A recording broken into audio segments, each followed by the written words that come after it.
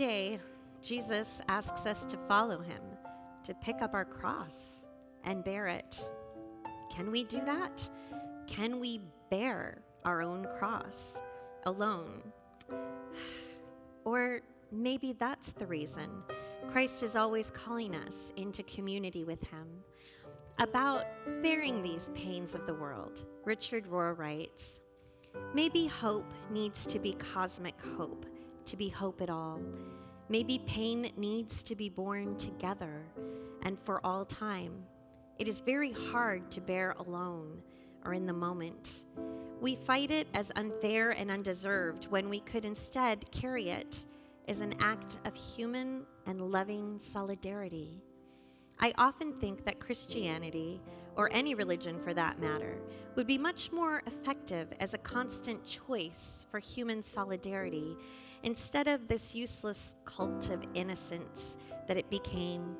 Simone Weil, the French mystic and resistance leader, spent her whole life seeking radical solidarity with human suffering, as did St. Albert Chmielewski of Poland, a lesser-known figure who was orphaned at an early age and had his leg amputated without anesthesia.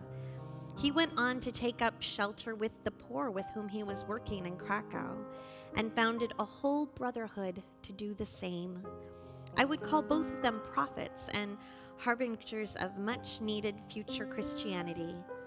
If you had not heard of either of them, it is perhaps because we do not tend to admire or even recognize deep identification and quiet solidarity as much as we idealize heroic martyrdom.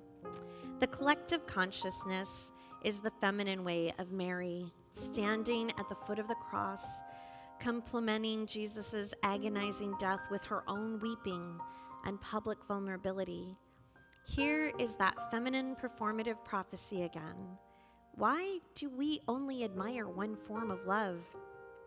The three universal spiritual practices of almsgiving, fasting, and prayer are ways of seeking such a union.